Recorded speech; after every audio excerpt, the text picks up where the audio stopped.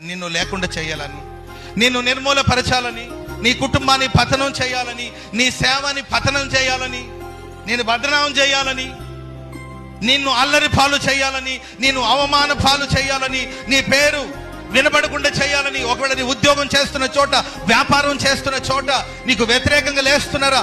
కలవరపడొద్దు. ఇశ్రాయేలు పరిశుద్ధ దేవుడు నిశ్చయముగా నీ శత్రుల కన్నుల ఎదుట నా దేవుడు నిన్ను లేవనెత్తబోతున్నాడు. కీర్తిని, ఖ్యాతిని, మంచి పేరు ప్రసాదించబోతున్నాడు. స్తోత్రం చెప్పండి గట్టిగా. హల్లెలూయా. వీడు ఎందుకు వచ్చాడో అనే స్థితిలో నుండి వీడు లేకపోతే ఎలా అని అనుకునే సందర్భాన్ని దేవుడు తీసుకురాబోతున్నాడు. స్తోత్రం చెప్పండి అందరు గట్టిగా. హల్లెలూయా. వీడిని ఎలా తప్పించాలో అని కోరుకునేవాడు కూడా వీడు లేకపోతే లేదే అనే స్థాయికి మిమ్మల్ని దేవుడు హెచ్చించబోతున్నాడు. గొప్ప నామాన్ని, గొప్ప పేరును, కీర్తిని, ఖ్యాతిని దేవుడికి ఇవ్వబోతున్నాడు. నిన్ను గురించి ఇక మీద మనుషులు గొప్ప సంగతులు చెప్పుకోబోతున్నాడు.